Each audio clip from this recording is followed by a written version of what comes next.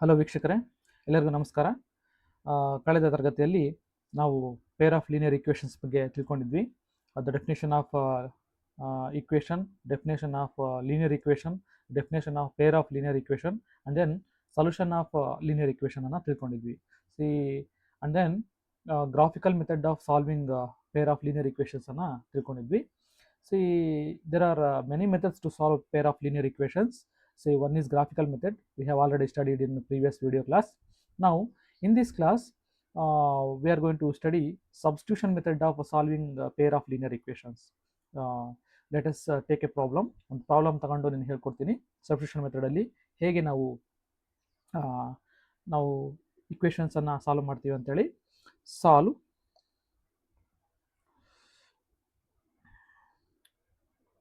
Solve the pair of linear equations 7x minus 15y is equal to 2, x plus 2y is equal to 3 by substitution method. ನೋಡಿ, ಈ ಒಂದು ಪ್ರಾಬ್ಲಮನ್ನು substitution ಮೆಥಡಲ್ಲಿ solve ಮಾಡೋಣ. Solution, first equation ಹಾಗೆ ಬರಿತೀನಿ. 15y is equal to 2. ನಾವು ಇಲ್ಲಿ ಏನಪ್ಪ ಅಂತಂದರೆ, ಕೊಟ್ಟಿರ್ತಕ್ಕಂಥ ಎರಡು ಸಬ್ಸ್ಟಿಟ್ಯೂಷನ್ ಮೆಥಡ್ ಅಂದರೆ ಏನಪ್ಪ ಅಂದರೆ, ಕೊಟ್ಟಿರ್ತಕ್ಕಂಥ ಎರಡೂ ಈಕ್ವೇಷನಲ್ಲಿ ಯಾವುದಾದ್ರೂ ಒಂದು ಈಕ್ವೇಷನನ್ನು ತೆಗೆದುಕೊಂಡು ಅದರಲ್ಲಿ ವೇರಿಯೇಬಲ್ ಎಕ್ಸ್ ಅಥವಾ ವೇರಿಯೇಬಲ್ ವೈಗೆ ನಾವು ಸಾಲ್ವ್ ಮಾಡ್ಕೊಬಿಟ್ಟು ಬಂದಿರತಕ್ಕಂಥ ವ್ಯಾಲ್ಯೂವನ್ನು ಇನ್ನೊಂದು ಈಕ್ವೇಷನಲ್ಲಿ ಸಬ್ಸ್ಟಿಟ್ಯೂಟ್ ಮಾಡಿದ್ರೆ ನಮಗೆ ಒಂದು ವೇರಿಯೇಬಲ್ ವ್ಯಾಲ್ಯೂ ಸಿಗುತ್ತೆ. ನಾವು ಇದನ್ನು 7x minus 15y is equal to 2 ಇದನ್ನು ಈಕ್ವೇಷನ್ 1 ಅಂತ ಕರಿತೀನಿ. X plus 2y is equal to 3 ಇದನ್ನು ಈಕ್ವೇಷನ್ 2 ಅಂತ ಕರಿತೀನಿ. ನಾವು ಈಕ್ವೇಷನ್ 2 ಅಲ್ಲಿ ಎಕ್ಸ್ ಅನ್ನು ಏನಂತ ಬರೀಬೋದು, ಇದನ್ನು 2y ಅನ್ನು ಈ ಕಡೆ ಕಳಿಸಿದ್ರೆ ಮೈನಸ್ 2y ಆಗುತ್ತೆ. X is equal to 3 minus 2y ಆಗುತ್ತೆ. ನಾವು ಇದನ್ನು ಈಕ್ವೇಷನ್ 3 ಅಂತ ಕರಿತೀನಿ. ಈ ಈಕ್ವೇಷನ್ 3ಅನ್ನು ಈಕ್ವೇಷನ್ 1ನಲ್ಲಿ ಸಬ್ಸ್ಟಿಟ್ಯೂಟ್ ಮಾಡ್ತೀನಿ. ನೋಡಿರಿ, ಈಕ್ವೇಷನ್ 3ಅನ್ನು ಈಕ್ವೇಷನ್ 1ನಲ್ಲಿ ನೋಡಿ. ಈಕ್ವೇಷನ್ 1 ಇಂಪ್ಲೈಸ್ 7 ಇಂಟು ಎಕ್ಸ್ ಅಂದರೆ 3 minus 2y minus 15y is equal to 2. ಈಗ ಎಕ್ಸ್ನ ಬೆಲೆಯನ್ನು ಸಬ್ಸ್ಟಿಟ್ಯೂಟ್ ಮಾಡಿದ್ದೀನಿ. ನಾವು 7 3 ಜಾ 21 minus 14y minus 15y is equal to 2 ಹೌದಾ. ಈ 21 ರೈಟ್ ಹ್ಯಾಂಡ್ ಸೈಡ್ ಕಳಿಸ್ತೀನಿ. minus 14y minus 15y minus 29y ಆಗುತ್ತೆ. ಇದು 2 ಹಾಗೆ ಇರಲಿ, ಇದನ್ನು ಈ ಕಡೆ ಕಳಿಸಿದ್ರೆ minus 21 ಆಗುತ್ತೆ. minus 29y is equal to this is minus 19 ಹೌದಾ. therefore y is equal to minus 19 divided by minus 29. ಇಲ್ಲಿ minus ಕ್ಯಾನ್ಸಲ್ ಆಗುತ್ತೆ. therefore y is equal to 19 divided by 29. This implies y is equal to 19 divided by 29. y value ಸಿಕ್ತು ನಮಗೆ. ಈಗ next y ವ್ಯಾಲ್ಯೂನ ಯಾವುದಾದ್ರೂ ಒಂದು ಈಕ್ವೇಷನಲ್ಲಿ substitute ಮಾಡೋಣ, ನಮಗೆ X value ಸಿಗುತ್ತೆ. ನಾವು ದೇರ್ಫೋರ್ ಈಕ್ವೇಷನ್ 1 ಇಂಪ್ಲೈಸ್, ಈಕ್ವೇಷನ್ 1 ಏನಿದೆ ನೋಡಿರಿ, ಬರ್ಕೊತೀನಿ ಈಕ್ವೇಷನ್ 1ಅನ್ನು. 2ಗೆ ಹಾಕ್ಬಿಡೋಣ, 2ಗೆ ಈಸಿ ಇದೆ. X plus 2y is equal to 3. Equation 2 implies x plus 2y is equal to 3 ಇದೆ. ನಾವು ನಮಗೆ y ವ್ಯಾಲ್ಯೂ ಬಂದಿದೆ 19 divided by 29. ಎಕ್ಸ್ ಹಾಗೆ ಬರ್ಕೊತೀನಿ, plus 2 into 19 divided by 29 is equal to 3. Now that is equal to x plus 38, 19 to the 38 divided by 29 is equal to 3. Therefore x is equal to 3 minus 38 divided by 29. ಇದನ್ನು right side ಕಳಿಸಿದ್ರೆ minus ಆಗುತ್ತೆ. ನಾವು LCM is 29. ನಾವು ನ್ಯೂಮರೇಟರಲ್ಲಿ 3ಇಂದ divide ಮಾಡಿದ್ರೆ 29 is 1ಇಂದ 29 into 3 7 6 plus 2 8 minus 38. ನಾವು ಇದು 87 minus 38 ನೀವು minus ಮಾಡಿರಿ. ಇಲ್ಲಿ 9 ಉಳಿಯುತ್ತೆ, ಇಲ್ಲಿ 4 ಉಳಿಯುತ್ತೆ. therefore 49 divided by 29. This is the value of x. This is the substitution method of solving pair of linear equation. ನೋಡಿ ಸಬ್ಸ್ಟಿಟ್ಯೂಷನ್ ಮೆಥಡಲ್ಲಿ ಏನು ಮಾಡ್ತೀವಿ ಅಂತಂದರೆ ಕೊಟ್ಟಿರ್ತಕ್ಕಂಥ ಈಕ್ವೇಷನ್ಗಳು ಎರಡೂ ಈಕ್ವೇಷನಲ್ಲಿ ಯಾವುದಾದ್ರೂ ಒಂದು ಈಕ್ವೇಷನನ್ನು ನಾವು ಎಕ್ಸ್ಗೆ ಅಥವಾ ವೈಗೆ ಸಾಲ್ವ್ ಮಾಡ್ಕೋಬೇಕು. ನೋಡಿ ಇಲ್ಲಿ ಎಕ್ಸ್ಗೆ ಸಾಲ್ವ್ ಮಾಡ್ಕೊಂಡಿದ್ದೀನಿ. We have to see we have expressed the equation in terms of x. ಹೌದಾ, ಎಕ್ಸ್ನ ಇನ್ ಟರ್ಮ್ಸ್ ಆಫ್ ವೈಗೆ ನಾವು ಎಕ್ಸ್ಪ್ರೆಸ್ ಮಾಡಿದ್ವಿ. ಈ ಥರ ಎಕ್ಸ್ಪ್ರೆಸ್ ಮಾಡಿದ್ಮೇಲೆ ಅದು ಆ ವ್ಯಾಲ್ಯೂನ ಇನ್ನೊಂದು ಈಕ್ವೇಷನ್ಗೆ ಸಬ್ಸ್ಟಿಟ್ಯೂಟ್ ಮಾಡ್ಬೇಕು. ನೋಡಿ ಇಲ್ಲಿ ಸೆಕೆಂಡ್ ಈಕ್ವೇಷನನ್ನು ನಾವು ಸಾಲ್ವ್ ಮಾಡಿದ್ವಿ ಎಕ್ಸ್ಗೆ, ಅದನ್ನು ಫಸ್ಟ್ ಈಕ್ವೇಷನ್ಗೆ ಸಬ್ಸ್ಟಿಟ್ಯೂಟ್ ಮಾಡಬೇಕು. ಅದನ್ನು ನಾವು ಸಬ್ಸ್ಟಿಟ್ಯೂಷನ್ ಮೆಥಡ್ ಅಂತ ಕರಿತೀವಿ. ಈ ಎಕ್ಸ್ ವ್ಯಾಲ್ಯೂನ ಫಸ್ಟ್ ಈಕ್ವೇಷನ್ಗೆ ಸಬ್ಸ್ಟಿಟ್ಯೂಟ್ ಮಾಡಿದಾಗ ನಮಗೆ ವೈ ವ್ಯಾಲ್ಯೂ ಸಿಗುತ್ತೆ. ಆ ವ್ಯಾಲ್ಯೂನ ಮತ್ತೆ ಕೊಟ್ಟಿರ್ತಕ್ಕಂಥ ಯಾವುದಾದ್ರೂ ಒಂದು ಈಕ್ವೇಷನ್ಗೆ ಸಬ್ಸ್ಟಿಟ್ಯೂಟ್ ಮಾಡಿದ್ರೆ ನಿಮಗೆ ಎಕ್ಸ್ ವ್ಯಾಲ್ಯೂ ಸಿಗುತ್ತೆ. This is called substitution method of solving pair of linear equations ಅಂತ ಕರಿತೀವಿ. ನೋಡಿ ಇನ್ನೊಂದು ಪ್ರಾಬ್ಲಮ್ ಅನ್ನು ಮಾಡೋಣ. ಸಾಲ್ವ್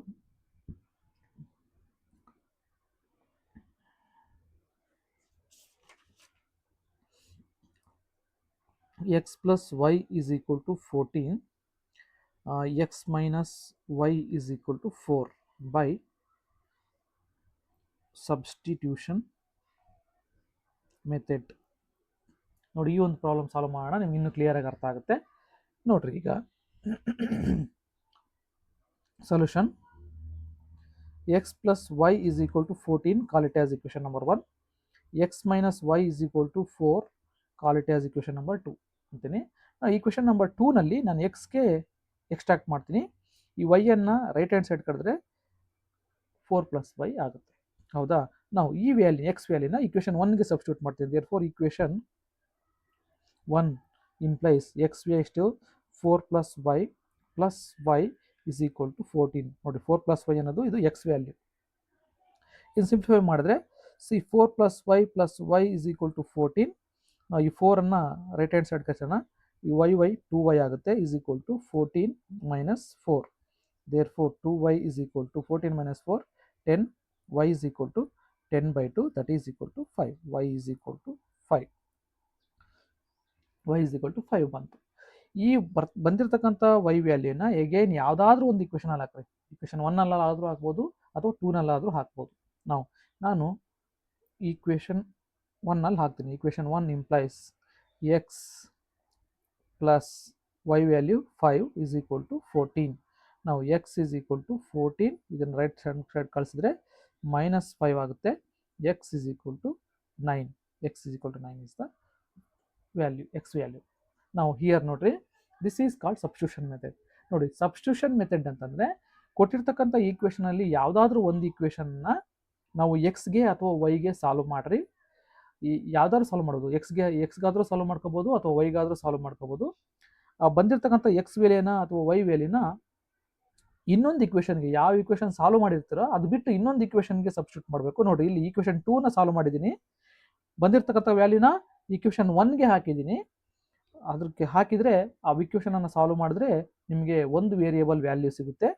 ಅದಾದಮೇಲೆ ನಿಮಗೆ ಅದನ್ನು ಮತ್ತೆ ಕೊಟ್ಟಿರ್ತಕ್ಕಂಥ ಯಾವುದಾದ್ರೂ ಒಂದು ಈಕ್ವೇಷನಲ್ಲಿ ಹಾಕಿದ್ರೆ ಎಕ್ಸ್ ವ್ಯಾಲ್ಯೂ ಸಿಗುತ್ತೆ. ನಾವು ಇದು ಸಬ್ಸ್ಟಿಟ್ಯೂಷನ್ ಮೆಥಡ್ ಅಂತ ಕರಿತೀವಿ. ನೀವು ಎಕ್ಸ್ಗೆ ಸಾಲ್ವ್ ಮಾಡಬೇಕಂತ ಏನಿಲ್ಲ, ವೈಗೂ ಕೂಡ ಸಾಲ್ವ್ ಮಾಡ್ಕೋಬೋದು. ನೋಡಿ ಇದೇ ಪ್ರಾಬ್ಲಮನ್ನು ವೈಗೆ ಸಾಲ್ವ್ ಮಾಡಿ ತೋರಿಸ್ತೀನಿ.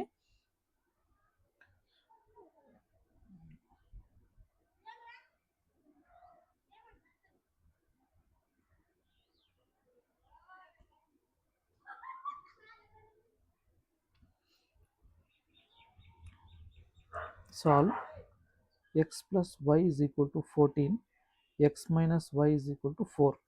ನಾನು ನೋಡ್ರಿ ಈಗ ಈಕ್ವೇಷನ್ 1 ಅಂತ ಕರಿತೀನಿ, ಇದನ್ನು ಈಕ್ವೇಷನ್ 2 ಅಂತ ಕರಿತೀನಿ.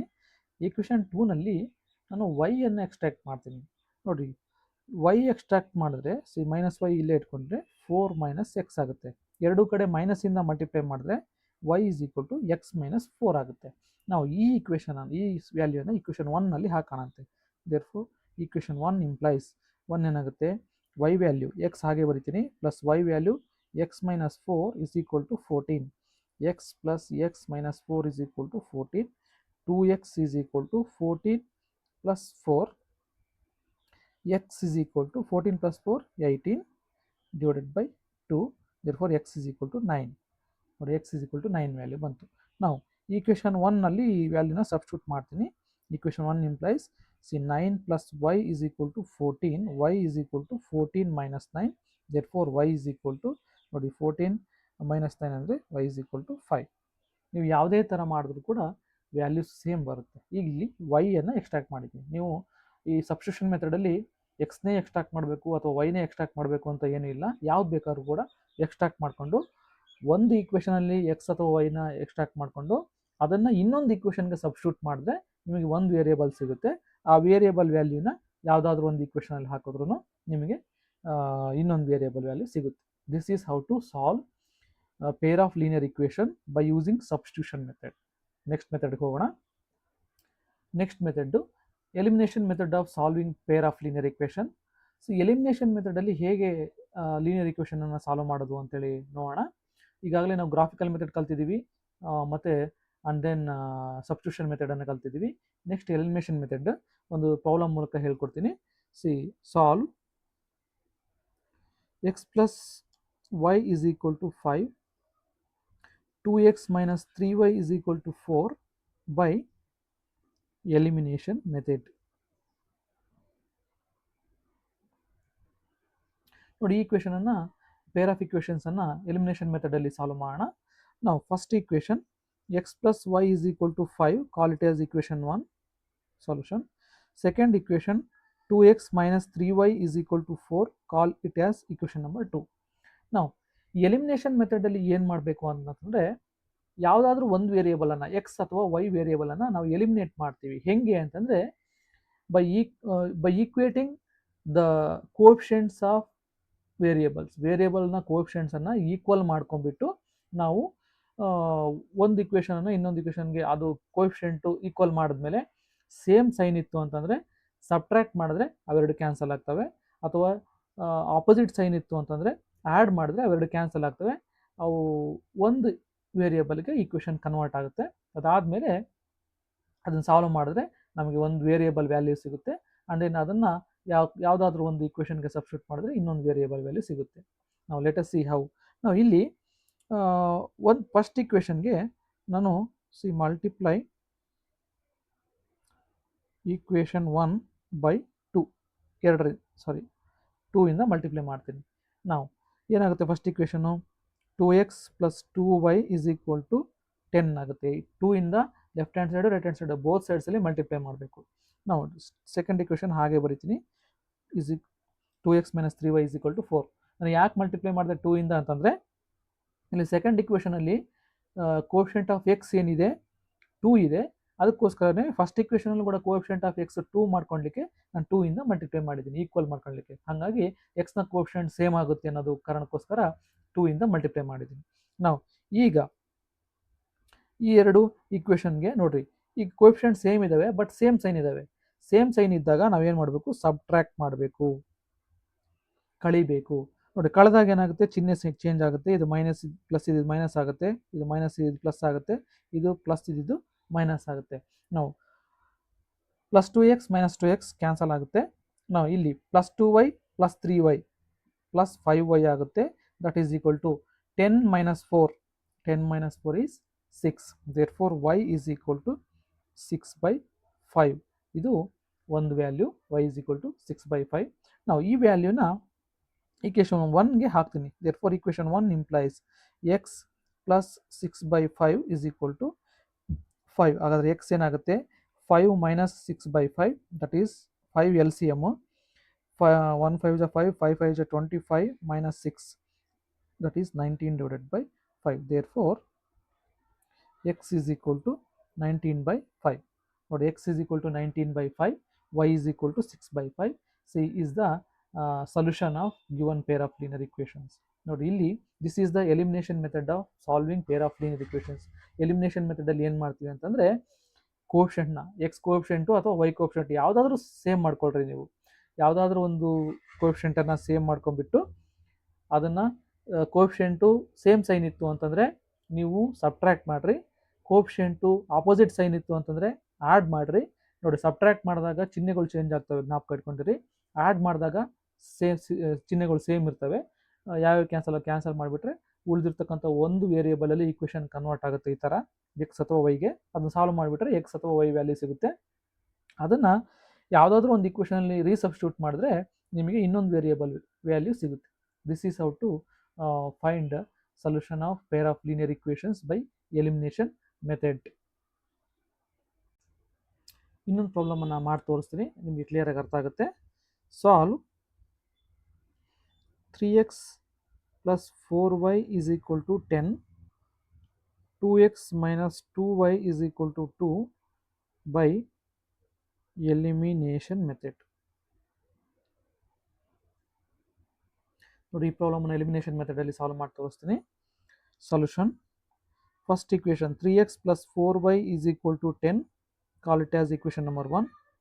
2x minus 2y is equal to 2, call it as equation number 2.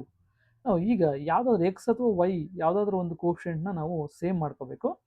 ನಾನು ವೈ ಕೋಫಿಷಿಯೆಂಟ್ನ ಸೇಮ್ ಮಾಡ್ಕೊತೀನಿ.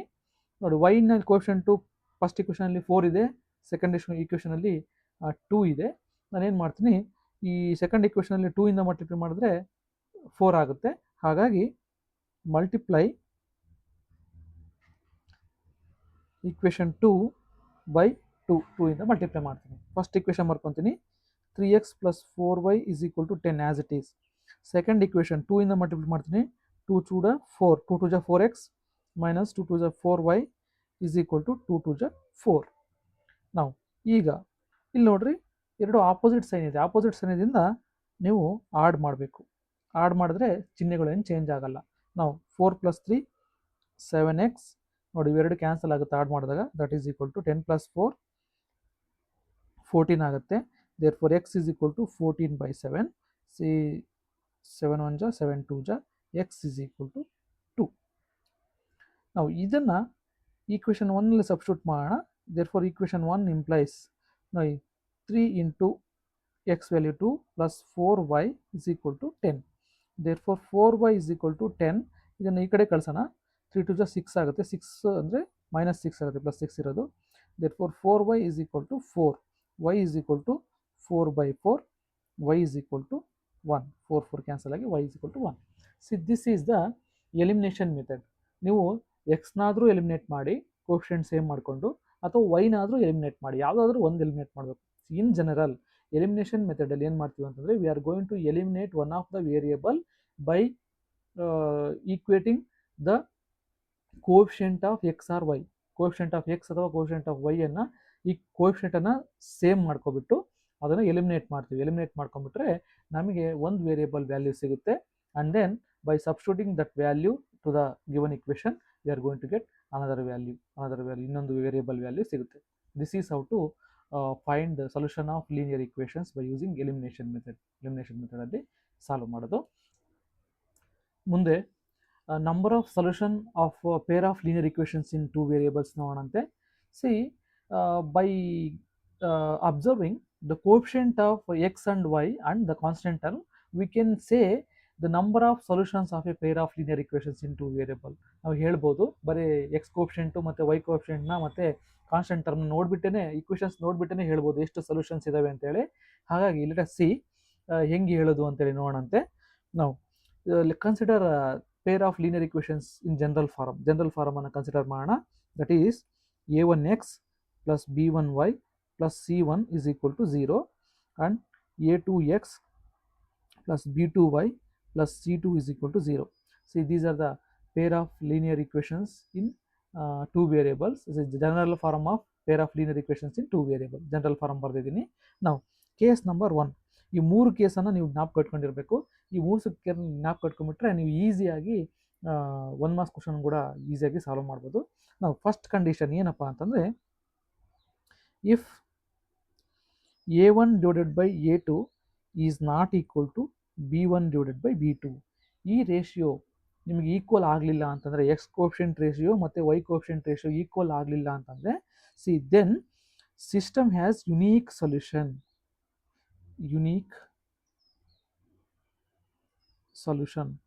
ಯುನೀಕ್ ಸೊಲ್ಯೂಷನ್ ಅಂತಂದರೆ one solution, number of solution ಎಷ್ಟಿರುತ್ತೆ, 1 ಸೊಲ್ಯೂಷನ್ ಇರುತ್ತೆ. ಅವು ಕನ್ಸಿಸ್ಟೆಂಟ್ ಇನ್ಕನ್ಸಿಸ್ಟೆಂಟ್ ಅಂತ ಹೇಳಬೇಕು ಅಂತಂದರೆ ಕನ್ಸಿಸ್ಟೆಂಟ್ ಅಂತ ಹೇಳ್ತೀವಿ ಆ ಸಿಸ್ಟಮನ್ನು. ನೋಡಿ, ಇದು first condition. If a1 by a2 is not equal to b1 by b2. Now case number 2, if a1 by a2 is equal to b1 by b2 that is equal to c1 by c2. ಈ ಮೂರು ratios equal ಆಗಿತ್ತು ಅಂತಂದರೆ then infinite solutions ಆಗಿರುತ್ತೆ. ಸಿಸ್ಟಮನ್ನು ನಾವು consistent ಅಂತ ಹೇಳ್ತೀವಿ. Consistent ಅಂದರೆ solution exist ಆಗಿದ್ರೆ ಅದನ್ನು ನಾವು ಕನ್ಸಿಸ್ಟೆಂಟ್ ಅಂತ ಕರಿತೀವಿ. ಸೊಲ್ಯೂಷನ್ ಎಕ್ಸಿಸ್ಟ್ ಆಗಿಲ್ಲ ಅಂತಂದರೆ ನಾವೇನಂತ ಕರಿತೀವಿ, ಇನ್ಕನ್ಸಿಸ್ಟೆಂಟ್ ಅಂತ ಕರಿತೀವಿ. ಹೌದಾ? ನೆಕ್ಸ್ಟ್ ಇದು ಕೇಸ್ 2. ಕೇಸ್ 3 ಏನಪ್ಪ ಅಂತಂದರೆ if a1 by a2 is equal to b1 by b2 it is not equal to c1 by c2. ಈ ಕಂಡೀಷನ್ ಇದ್ದಾಗ ಝೀರೋ ಸೊಲ್ಯೂಷನ್, ನೋ ಸೊಲ್ಯೂಷನ್ನು ಎಕ್ಸಿಸ್ಟೇ ಆಗಿರೋದಿಲ್ಲ. ಅಂದರೆ ಝೀರೋ ನಂಬರ್ ಆಫ್ ಸೊಲ್ಯೂಷನ್ಸ್ ಎಷ್ಟು? 0 ಇರುತ್ತೆ. Zero solutions. ಸಿಸ್ಟಮು ಇನ್ಕನ್ಸಿಸ್ಟೆಂಟ್ ಆಗಿರುತ್ತೆ. ನೋಡಿ, ಈ ಮೂರು ಕೇಸನ್ನು ನೀವು ಜ್ಞಾಪಕ ಇಟ್ಕೊಂಡಿರಬೇಕು. ಏನಪ್ಪ ಅಂತಂತಂದರೆ first case ratios of coefficient of x and ratios of coefficient of y ಅವೆರಡೂ ನಾಟ್ ಈಕ್ವಲ್ ಆಯಿತು ಅಂತಂದರೆ ಸಿಸ್ಟಮ್ ಕನ್ಸಿಸ್ಟೆಂಟ್ ಆಗಿರುತ್ತೆ. ಯುನೀಕ್ ಸೊಲ್ಯೂಷನ್, ಒಂದೇ ಒಂದು ಸೊಲ್ಯೂಷನ್ ಎಕ್ಸಿಸ್ಟ್ ಆಗಿರುತ್ತೆ. ಸೆಕೆಂಡ್ ಕೇಸ್ ಏನಪ್ಪ ಅಂತಂದರೆ x coefficient ratio, y coefficient ratio, constant term ratio ಅವು ಮೂರು ಈಕ್ವಲ್ ಆಗಿತ್ತು ಅಂತಂದರೆ then infinite number of solutions ಇರುತ್ತೆ. ಮತ್ತು ಇನ್ಫೈನೈಟ್ ಸೊಲ್ಯೂಷನ್ ಇದೆ ಅಂತಂದರೆ ನಾವು ಸೊಲ್ಯೂಷನ್ ಎಕ್ಸಿಸ್ಟ್ ಆಗಿತ್ತು ಅಂತಂದರೆ ಅದನ್ನ ಕನ್ಸಿಸ್ಟೆಂಟ್ ಸಿಸ್ಟಮ್ ಅಂತ ಕರಿತೀವಿ. ಕೇಸ್ ನಂಬರ್ 3 ಏನಪ್ಪ ಅಂತಂದರೆ a1 by a2 is equal to b1 by b2 ಆಗಿರಬೇಕು. ರೇಷಿಯೋ ಆಫ್ ಎಕ್ಸ್ ಕೋಎಫಿಷಿಯಂಟ್ ಮತ್ತು ವೈ ಕೋಎಫಿಷಿಯಂಟ್ ಈಕ್ವಲ್ ಆಗಿರಬೇಕು. ಬಟ್ ಕಾನ್ಸ್ಟೆಂಟ್ ಟರ್ಮ್ ರೇಷಿಯೋಗೆ ಈಕ್ವಲ್ ಆಗಿರಬಾರ್ದು. ಹಾಗಿದ್ರೆ ಅಂಥ ಸಿಸ್ಟಮ್ ಆಫ್ ಈಕ್ವೇಷನ್ಸ್ಗೆ ಸೊಲ್ಯೂಷನ್ನು ಎಕ್ಸಿಸ್ಟೇ ಆಗಿರೋದಿಲ್ಲ. ಅಂದರೆ ಝೀರೋ ಸೊಲ್ಯೂಷನ್ಸ್. ಅದನ್ನ ಇನ್ಕನ್ಸಿಸ್ಟೆಂಟ್ ಸಿಸ್ಟಮ್ ಅಂತ ಕರಿತೀವಿ. ಅಂದರೆ ಸೊಲ್ಯೂಷನ್ ಎಕ್ಸಿಸ್ಟ್ ಆಗಿಲ್ಲ ಅಂದರೆ ಇನ್ಕನ್ಸಿಸ್ಟೆಂಟ್ ಸಿಸ್ಟಮ್ ಅಂತ ಕರಿತೀವಿ. ಈ ಮೂರು ಕೇಸನ್ನು ಜ್ಞಾಪಕ ಇಟ್ಕೊಳ್ಳಿ. ನಿಮಗೆ ಈಸಿಯಾಗಿ 1 ಮಾರ್ಕ್ಸ್ ಕ್ವಶನನ್ನು ಅಟೆಂಡ್ ಮಾಡ್ಬೋದು. ಇಲ್ಲಿಗೆ ನಾನು ವಿಡಿಯೋನ ಮುಗಿಸ್ತಾ ಇದ್ದೀನಿ. ಎಲ್ಲ ಕ್ಲಿಯರಾಗಿ ಅರ್ಥ ಆಗಿದೆ ಅಂದ್ಕೊತೀನಿ. ಈ ವಿಡಿಯೋ ಕ್ಲಾಸ್ ತರಗತಿಗಳು ಇಷ್ಟ ಆದರೆ ಲೈಕ್ ಮಾಡಿ, ಹಾಗೆ ಕಾಮೆಂಟ್ ಮಾಡಿ, ಈ ವಿಡಿಯೋ ತರಗತಿಗಳನ್ನ ನಿಮ್ಮ ಸ್ನೇಹಿತರಿಗೂ ಶೇರ್ ಮಾಡಿ ಅಂತ ಹೇಳ್ತಾ, ಇದುವರೆಗೂ ಯಾರೆಲ್ಲ ನಮ್ಮ ಚಾನಲನ್ನು ಸಬ್ಸ್ಕ್ರೈಬ್ ಮಾಡಿಲ್ವೋ ಸಬ್ಸ್ಕ್ರೈಬ್ ಮಾಡ್ಕೊಂಡು ನೋಡಿ ಅಂತ ಹೇಳ್ತಾ ಈ ಒಂದು ತರಗತಿಯನ್ನು ಮುಗಿಸ್ತಾ ಇದ್ದೀನಿ. ಧನ್ಯವಾದಗಳು.